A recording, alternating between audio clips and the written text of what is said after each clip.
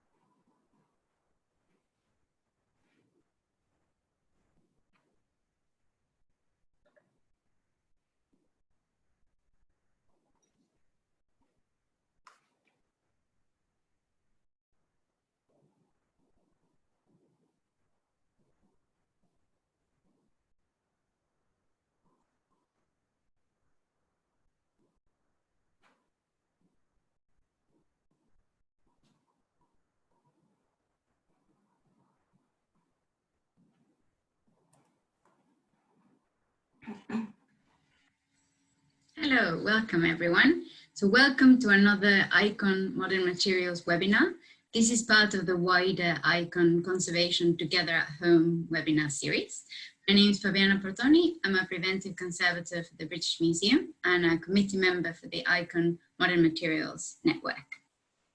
So before I go on to introduce our speaker for today, I just want to say a few bits of information. So first of all, this talk is being recorded and it will be available at the Icon website where all the other webinars are, so you can watch it at a later date. If there's any bits that you don't get, don't worry, they will be there. Also, please be patient. We're using our own internet connection, so if we have any glitches, just bear with us, please. Just to remind you, there's a Q&A box at the bottom of your screen. So if at any point during the talk you want to write a question, there will be a Q&A time at the end of the talk.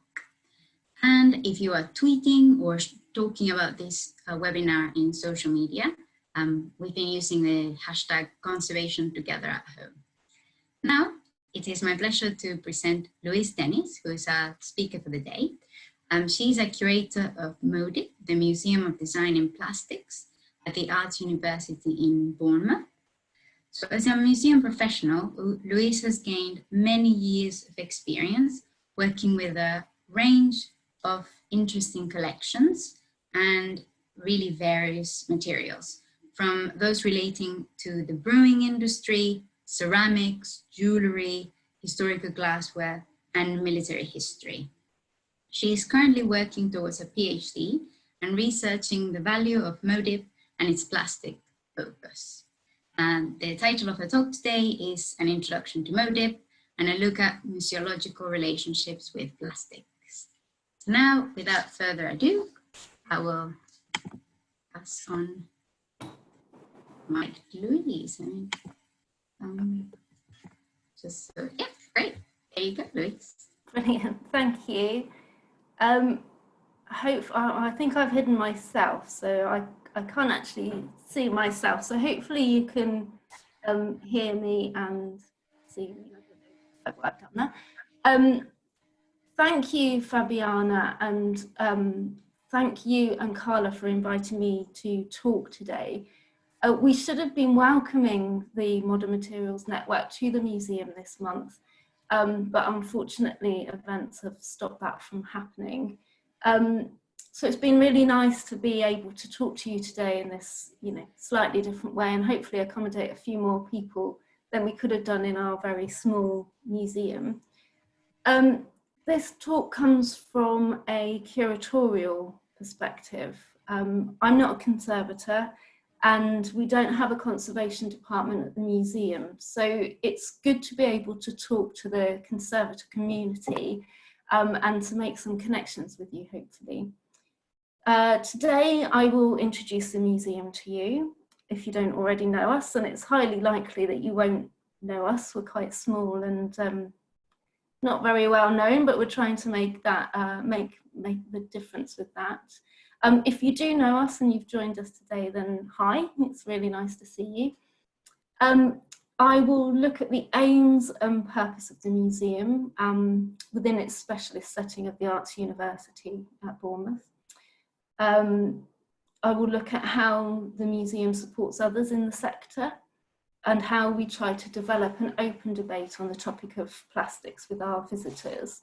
And I'll do this by including a brief look at the relationships between visitors and objects within a museum setting and how these have an impact on our general understanding of plastics. This is MoDiP, as Fabiana said, the Museum of Design in Plastics.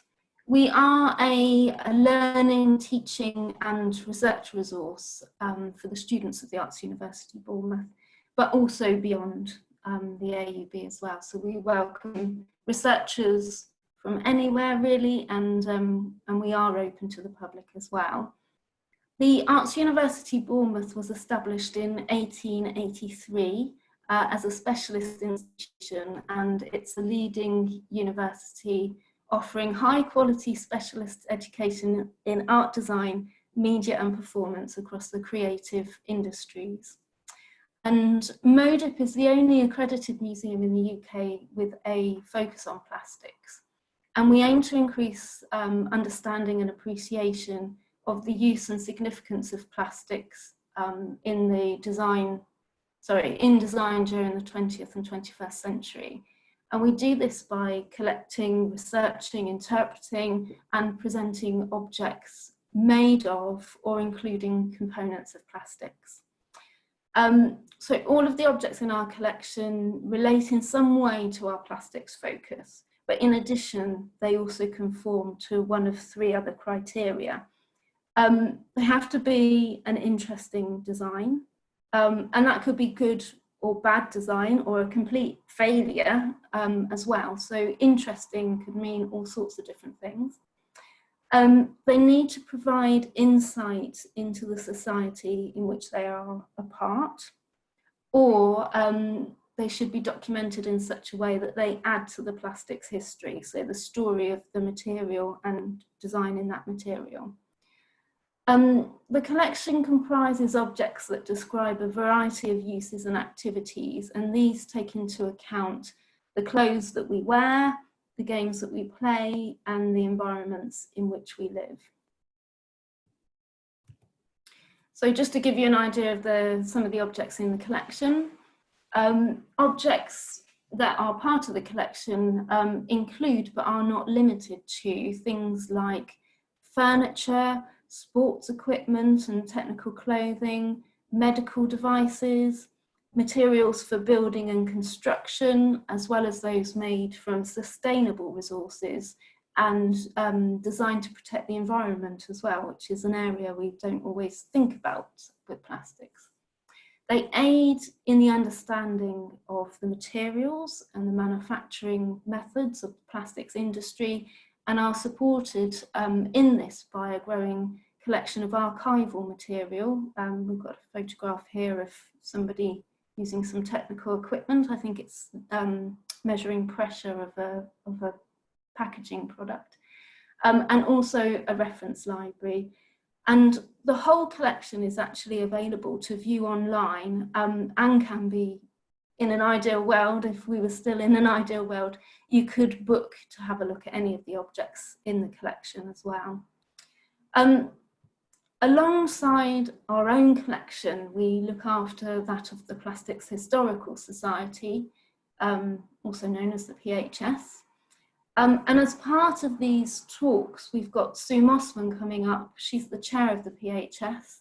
Her talk on the 15th of June is entitled Textiles, Synthetic Transformation, and I'm really looking forward to seeing that. But the Plastics Historical Society was formed in 1986, and it is an independent society affiliated to the Institute of Minerals and Mining. I always get that wrong. The Institute of Materials, Minerals and Mining. And their collection consists of objects primarily dating from about the 1850s to the 1950s. And then taking us slightly back in time, we also house the collection of the Worshipful Company of Horners. And the Worshipful Company of Horners is both an ancient craft guild and a modern City of London institution promoting the interests of the polymer industry. And if you look at the bottom middle object, that is a shoehorn, that's so beautifully decorated, and it's actually dated 1612. So it really adds to the history of plastics being a natural plastic and adds to our collection. The museum has a permanent exhibition about plastics, which explores the material family through a timeline highlighting the development of the different materials. It also looks at how plastics have had an impact on design. It looks at the responsible design and sustainability that plastics can have, and also the effects that plastics have on our lives. Now, I said it was a permanent exhibition. The objects are swapped out, but the stories remain the same. So for the conservators out there, just so you're not too worried about the objects that we have on display, we do change them around, so they only have a limited time on display, all except for our poor sacrificial orange Pantone chair, which we bought specifically to go into this exhibition, and is actually quite difficult to get out without removing the shelves. We do have another Pantone chair in the collection, which we look after in a much better way. But that poor orange one stays there forever. But it's a lovely big splash of colour, so we like it from that point of view. So that's one side of the museum space.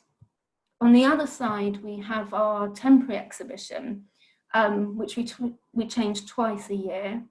Our current exhibition, which opened on Friday, the 20th of March, on exactly the same day that campus closed down because of COVID-19, which is unfortunate because nobody really got to see our exhibition. It's called Being Me, Plastics in the Body.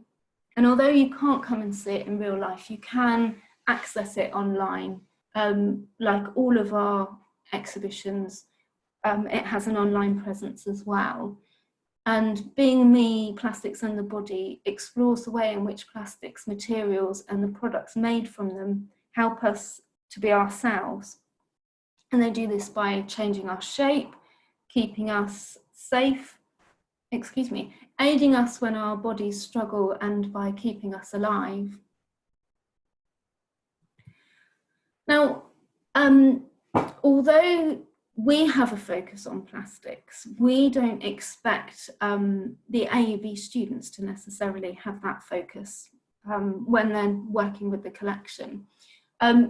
They could be interested just for inspiration, really. So they come to us asking us about perhaps shape, colour, texture, form, and purpose. And all of these are important to the roles in art and design that's studied at the AUB. And it can help and inform the work of all courses, from acting through to visual communications. And I've just put up here a few examples of the work that students have done. So we've got a couple of model making students here. So the Valentine typewriter at the bottom is actually a model that's, I think it's 2/3 the size. And the detail in it is amazing. And at the same time, we've got the Erica phone at the bottom there, which is bigger than the real thing. We've also got illustration here, and at the top there we've got fashion, where a fashion student has taken a really rigid, beautiful dish in the collection, and she's seen movement and shape within that rigid product, and she's turned it into a floating, moving garment, which she's done online. She's done in a digital format. So they can come to the collection for all sorts of reasons. We do, however, also encourage researchers who are interested in the objects for their materiality as well. But that's not necessarily why some of the AUB students are coming to us. Not only do we work with the courses at AUB, we also work closely with other departments, including knowledge exchange and research, but most particularly we work with the gallery shown at the top. The gallery showcases work by contemporary artists and designers from around the world, and its collections also include pieces on loan from major galleries and museums. We also work closely with the library because we're actually physically in the library, we're upstairs in the library. And recently the team there have set up a materials library, which is a collection of new and innovative product samples, including ceramics, glass, paper, metal, timber and plastics, amongst other things. And it contains a range of resources to help research materials, including manufacturers' catalogues, key reference books, and an online database providing information about each sample within the library. But it's just quite a nice thing to go and do and open a drawer and find some amazing products and samples that you just wouldn't imagine even existed. This library is a really exciting addition to the library rather. So MoDiP, along with the Plastic Subject Specialist Network, actually supports other museums who are small and again without conservation departments. So it's very similar to ourselves. And we have a number of resources that are available on our website. A curator's guide was the first one that we worked on, and it's intended for those with little or no prior knowledge on plastics. And it's kind of a starting point to aid further exploration into the subject. The Identifying Plastics Toolkit has both a physical and an online resource to it. The online route map is quite an interesting one, because if you're trying to identify some plastics in your collection, it asks yes or no questions. So is it see-through? What does it smell like? How does it feel? Those weren't yes or no questions, but questions that have yes or no answers, and it takes you down to a more reduced list of material options that it could be. So it helps you identify the materials in that sense. And then lastly on this list, we have Confronting Plastics Preservation, which is, it aims to build the workforce skills and share excellence and best practice in collections. So again, it's helping us understand how to care for plastics objects in a museum collection. And we've just found out that we've got funding for a project helping to identify synthetic textiles, which is an area that we really struggle with. So we're really excited to get going with that project. So there'll be partnerships within that project, and we can work with different collections in that. So that is how we work with the AUB and other museums. But thinking more generally, I want to talk to you about the public relationships with plastics, and how we as a museum can open up debates around the materials and things that they are made into. So I'm actually hoping for some audience participation, but you can do it quietly at home. You don't have to get involved or anything. You just need to have get your thinking caps on, really. So what I want you to do is think about your frame of experience of plastics. And of course, lots of you are museum professionals who have particular connections with materials, but I'd like you to think about what you've heard about plastics recently in your home life, in your personal life. What have you seen recently about plastics? Not in a professional sense, but what's been in the news, or what have you read about on social media, for example? What do you think about plastics? Now, these are the kinds of things that the general public tend to think about when they're thinking about their frame of experience. They think about the waste and the rubbish, and there's lots of it, and it's bad for the environment, and it should be avoided. So our frame of experience actually comes from not just our own interactions with materials and objects, but also through the conversations we have with people, through what we read in social media, what we see on the television, and all of these things frame our reference, and they can close down the conversations and the ideas around the material. So we as a museum want to open up those conversations again and open up the thoughts of those materials. So if we look at one particular experience that was on that list, and that is the idea that plastics are bad for the environment.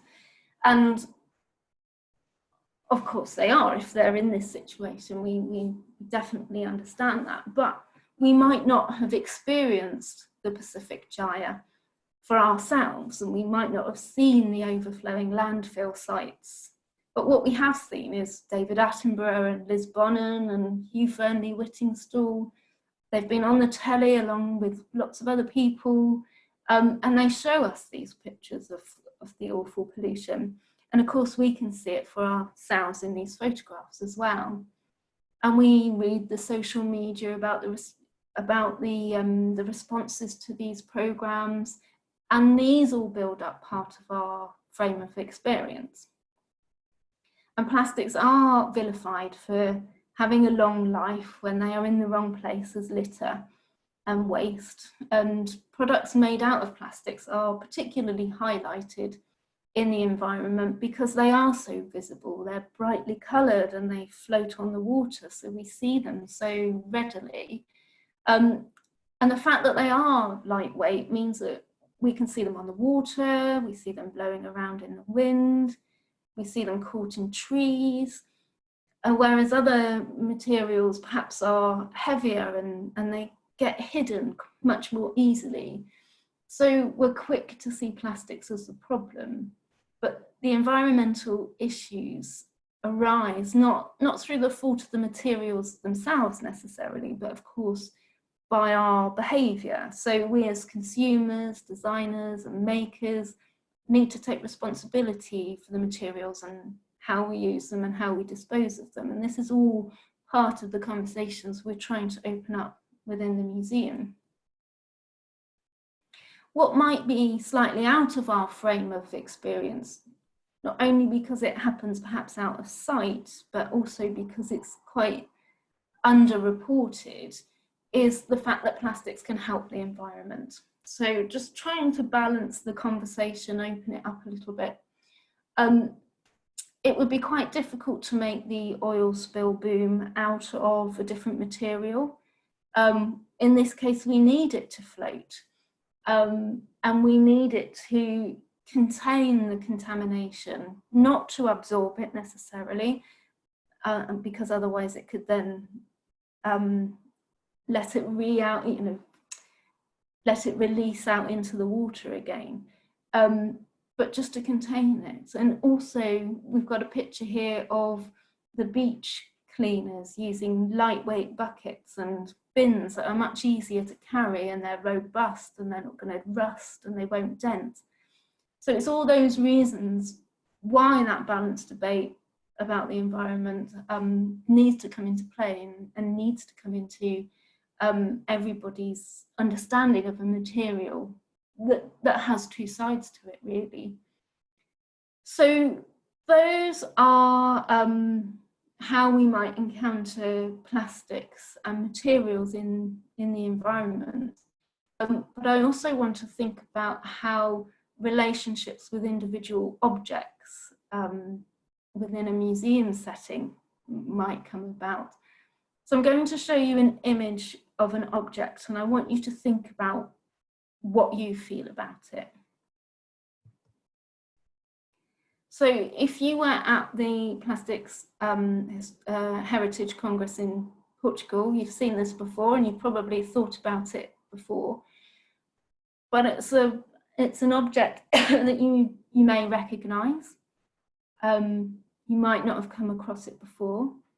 It's actually quite a chunky object, it's quite big. So that might make you think differently about it. You might love it, you might hate it, you might think it's fun, or you might think it's silly. But, excuse me, each of these thoughts that go through your head are a connection. They're a spark of energy that adds to the relationship that you build up with this object at this particular time on this Monday afternoon. Tomorrow morning it might be different, you might feel very differently about it.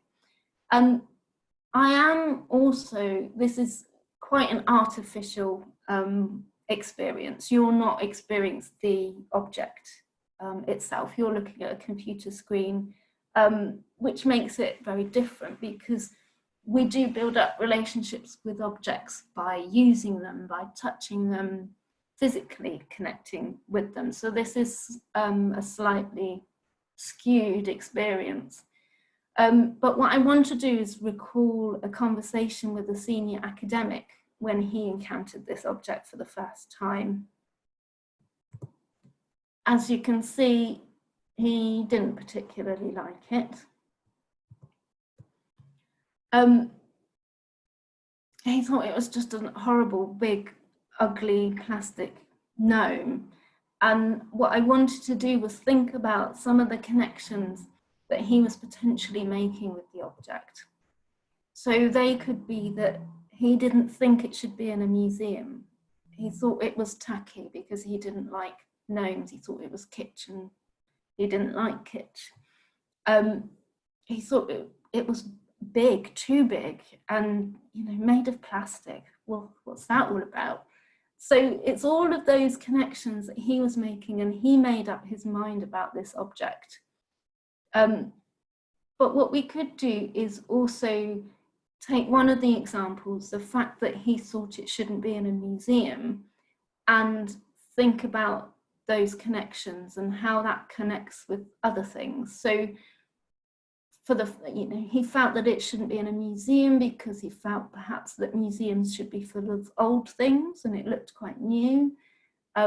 Objects in a museum should be of high quality. They should be tasteful as far as he's concerned.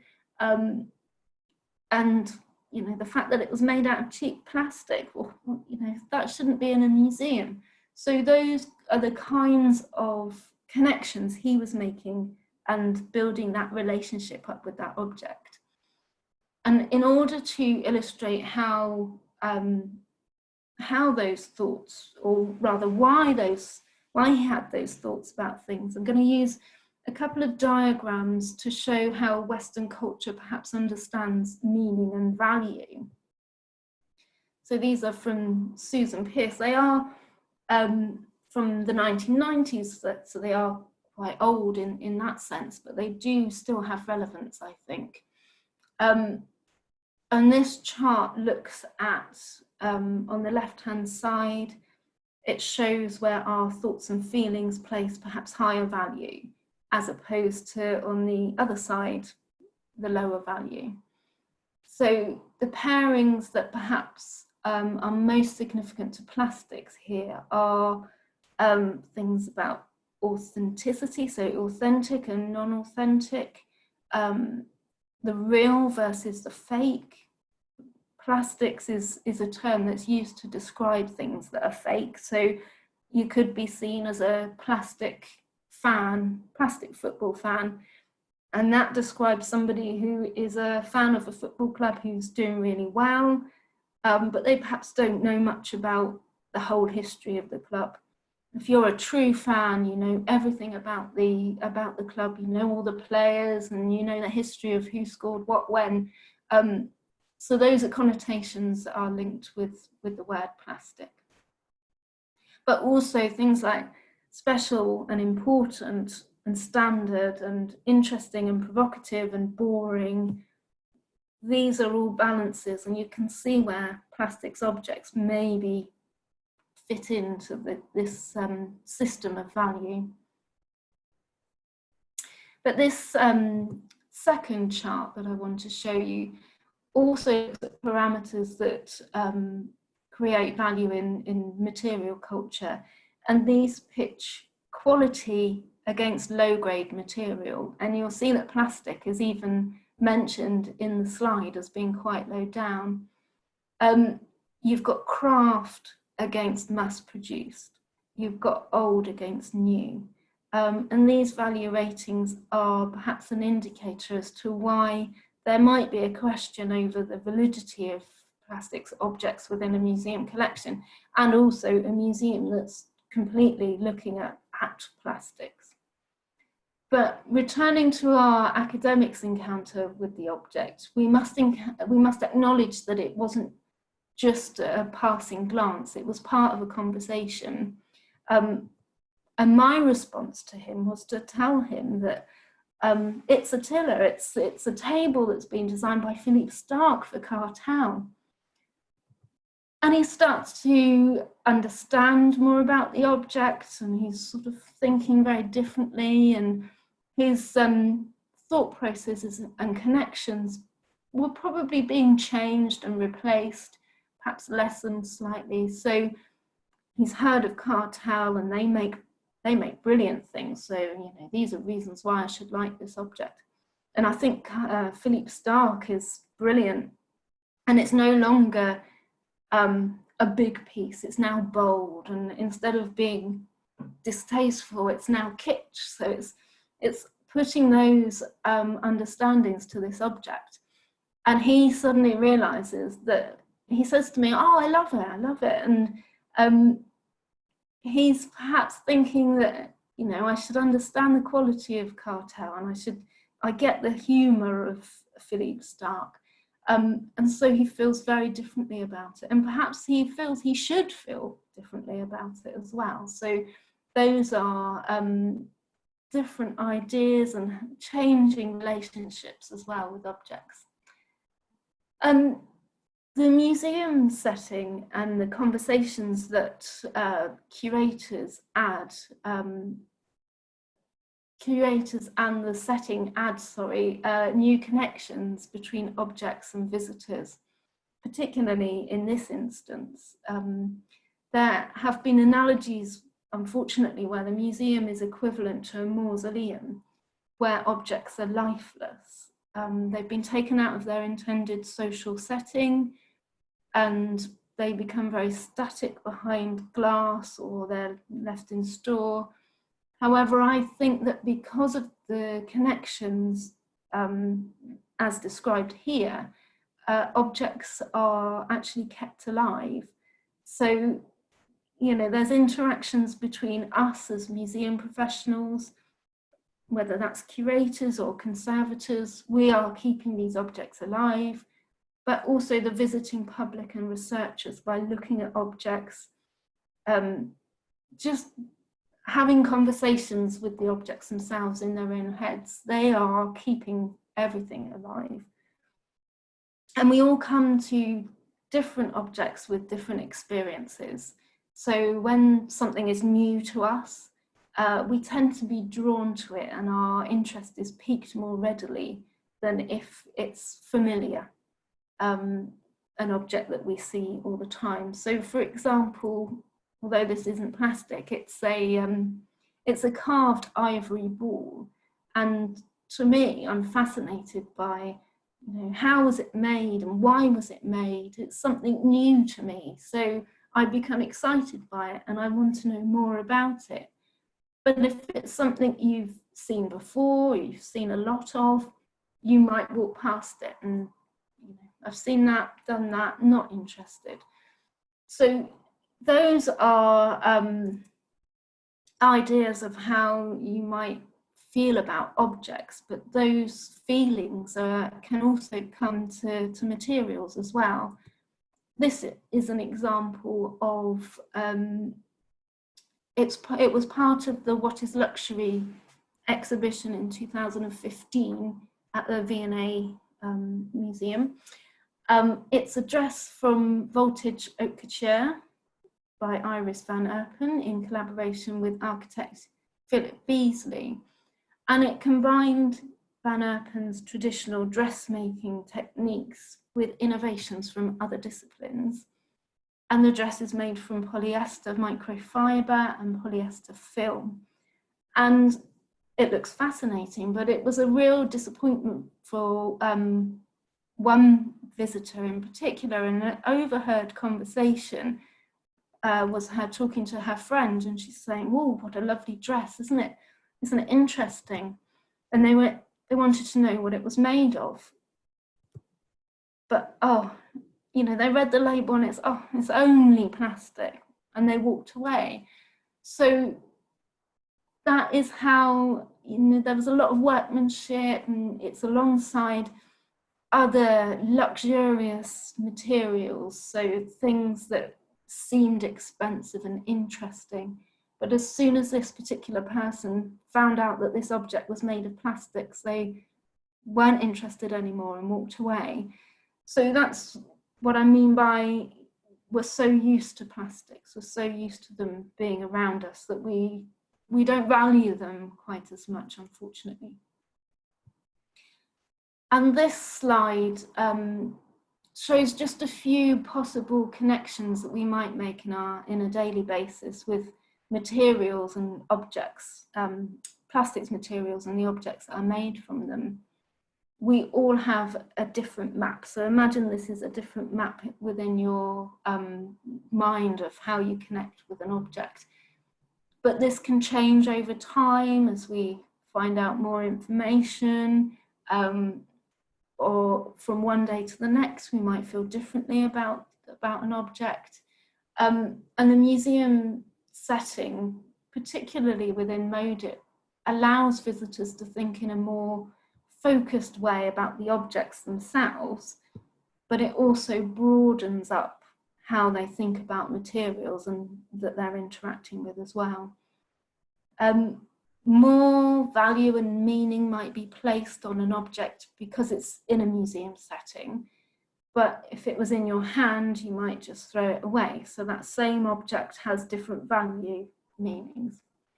At the same time, the museum experience assists the visitor to reconsider the object that they have in their hand and recognise the value. So, they might be less inclined to throw the object away, discard it, so they might keep it because they feel that it's got more value. And they might also think more closely about the materials that are involved in the objects, and so they might think more carefully about how they dispose of it. So they might recycle it a bit more. Just to finish, I'll sped through that, sorry. I'd just like to bring us back to the museum workforce and our relationships to plastics. From personal experience, I graduated from my MA in Museum Studies at Leicester in 2001, which seems like a lifetime ago at the moment. And I went straight into working in museums, so I was very lucky from that point. So I worked straight with collections. And it was a time when plastics were seen as perhaps problematic in collections. Lots of curatorial conversations that I had with people about caring for collections stated that plastics should kind of be avoided. Just, you know, find a collection where there aren't any plastics in them and you'll be happy, you'll be better off. So it was really refreshing to come to MoDiP in 2007, where there was a very small team at the time who were actually bucking the trend and looking plastics straight in the eye and were embracing them within their collection. And we as a museum want to help facilitate confidence with our work alongside the Plastic Subject Specialist Network for museums, particularly small museums, to embrace the plastics in their collections and to feel that they're not scary or things to be avoided. So we'd love it if you were to have a look at our website, have a look at there's so much content on there. Do have a look. We especially like feedback. If you find something that's not right on our website, we'd love it if you told us that it wasn't right so that we could correct it. Because as I say, we're not conservators, we're curators. So we're coming to things from a non-scientific basis. So we do like to get things right.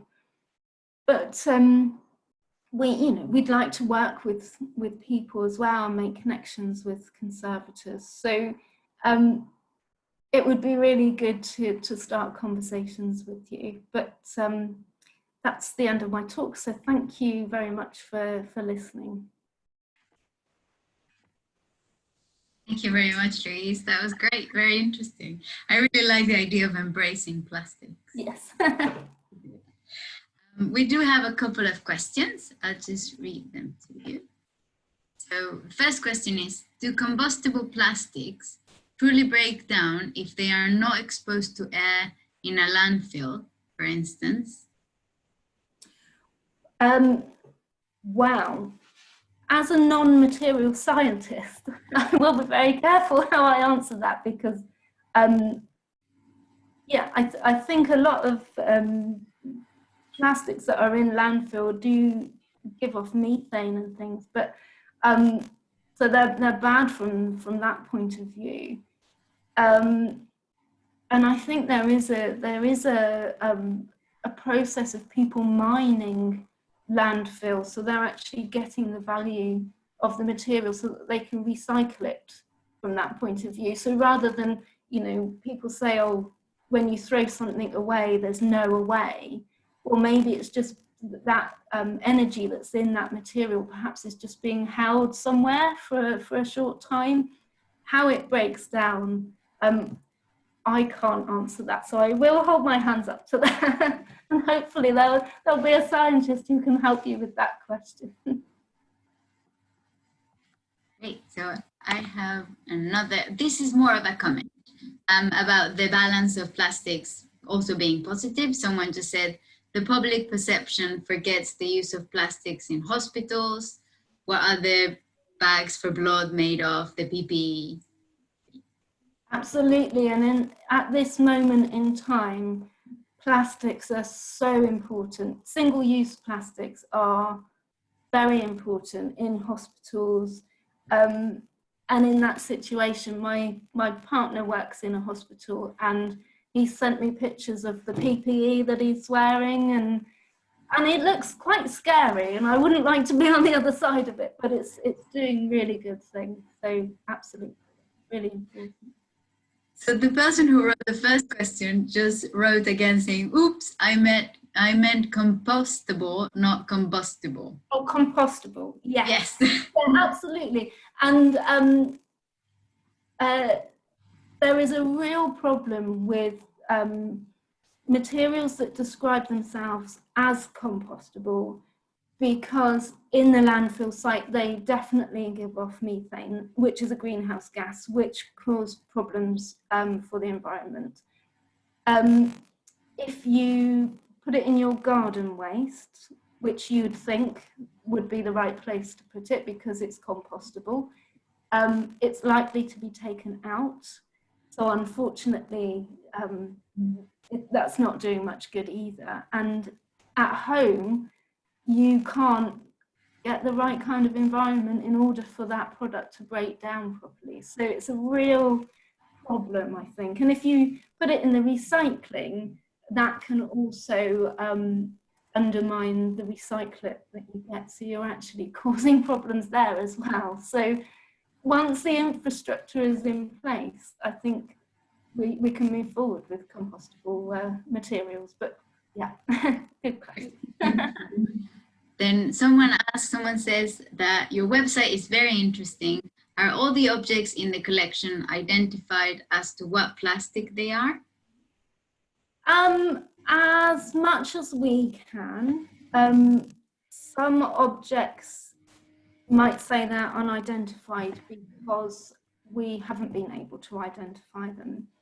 The very modern objects, we can talk to the manufacturers who quite often say, oh, it's a technopolymer, because what they don't want to do is tell us exactly what it's made of, because it's giving away trade secrets. And older materials, some of them are best guess, but from experience, so we've built up experience within the team, and some of them have been tested, so we do know what those materials are made of as well. So yes and no is the answer to that one. So someone wonders, what do you do if you find an object degrading if you don't have a conservation department? Wow, we have a hospital cupboard, which we put those objects in, which you've seen, Fabiana, I think. So the main objects that degrade from our point of view are the cellulosics, and of course they have the potential to give off gases that can cause problems to other materials or to the same materials. So we do isolate them.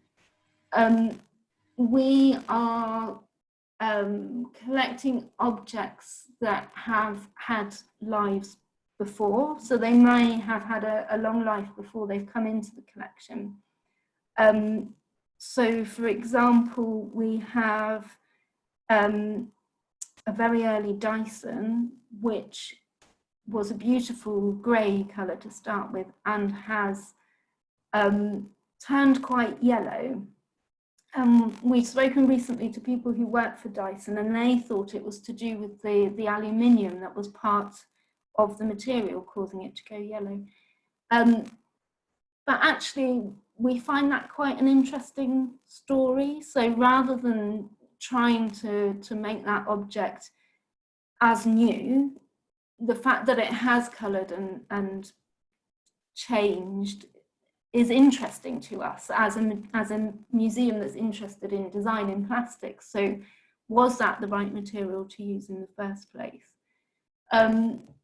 So what we're trying to do perhaps is to stop any more degradation rather than restore anything. And perhaps if there was something that we really, really wanted to restore, we would find a conservator who could help us. So we have a lot of questions today. So there's two that we can kind of combine. So first part of the question is, do you have a lot of objects in storage? And then they ask if the museum disposes objects that degrade, or yeah, actually, yes. The other one's a little bit different. Okay. So we've got about 10,000 objects in the collection. And they range from, you know, as I showed you, objects that are 3D physical objects. We have photographs, we have archival material, and we have library books as well. So it's that mix of material. Even though we're the Museum of Design in Plastics, we have other materials as well in the collection. So far, we haven't actually disposed of anything because it's degrading, because we're actually interested in its degradation. So we keep objects, and as I said, one of our projects was confronting plastics preservation. So we have objects that we have photographed every 6 months so that we can see how they've changed and how, you know, in the museum setting, do they change much more than perhaps they would have elsewhere. So we're quite interested in how things degrade. Although we're not material scientists, we're quite interested in what happens to things and how they change. So that kind of informs how we look after objects in the future as well. Okay, and that links to the last question, which is what kind of analytical instrumentation do you have for analysis available at the University of Bournemouth? We don't have any. We have friends in other museums that we call on who can help us. So, yeah. Well, thank you very much, Louise. That's the end. You also have some comments saying that it was a great talk. I agree. Thank you. Thank you very much for joining us. Just a reminder, I mean, Louise said it at her talk, but next Monday we have Sue Mossman.